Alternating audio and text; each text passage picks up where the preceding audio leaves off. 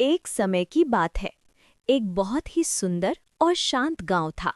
लेकिन ये कोई साधारण गांव नहीं था। इस गांव में इंसान नहीं बल्कि बिल्लियां रहती थीं। और ये बिल्लियां बिल्कुल इंसानों की तरह अपना जीवन जीती थीं। सुबह होते ही गांव में चहल पहल शुरू हो जाती। कोई बिल्ली अपनी दुकान खोलती, कोई बाजार जाने के लिए तैयार होती, तो कोई घर घर जाकर काम करती। छोटे छोटे बिल्ली के बच्चे अपने बैग लेकर स्कूल जाते थे। कुछ बिल्लियां पानी भरती, कुछ खाना बनाती। पूरा गांव हंसी खुशी और प्यार से भरा हुआ था। सब एक दूसरे के साथ मिलजुल कर रहते थे।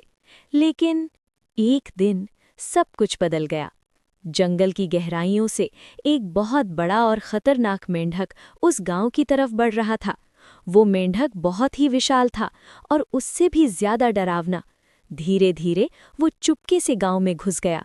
शुरुआत में किसी को कुछ पता नहीं चला, लेकिन फिर अचानक एक दिन एक बिल्ली गायब हो गई, फिर दूसरी और फिर तीसरी। धीरे धीरे सच्चाई सामने आने लगी।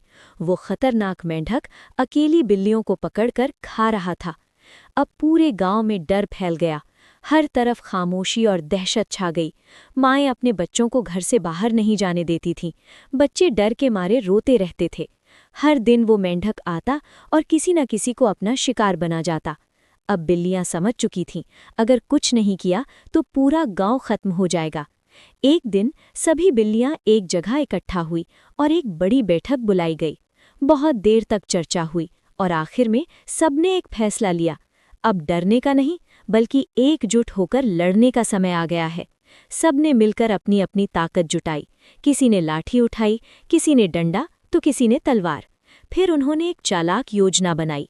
गांव के बीचों बीच एक बड़ा जाल बिछाया गया और उस मेंढक को फंसाने के लिए कुछ कुत्तों को वहां चारा बनाकर रखा गया। सब बिल्लियां छुपकर इंतजार करने लगी। फिर आई वो रात जब सब कुछ तय होना था। अचानक वो मेंढक फिर से गांव में आया। इस बार वो पहले से ज्यादा भूखा और खतरनाक लग रहा था। जैसे ही उसकी नज़र कुत्तों पर पड़ी, वो उन्हें खाने के लिए तेजी से आगे बढ़ा।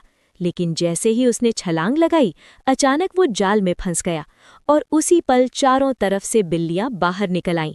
सब ने मिलकर उस पर हमला कर दिया। किसी ने लाठी से मारा, किसी ने तलवार चलाई, किसी ने डंडे से वार किया। मेंढक बहुत कोशिश करता रहा, लेकिन अब वो बच नहीं सकता था। आखिरकार वो खतरनाक मेंढक वहीं खत्म हो गया और उसी के साथ गांव का डर भी खत्म हो गया। पूरा गांव खुशी से झूम उठा। माएं मुस्कुराने लगीं, बच्चे फिर से खेलने और स्कूल जाने लगे। सब कुछ फिर से पहले जैसा हो गया और उस दिन सभी बिल्लियों ने एक बहुत बड़ी सीख ली।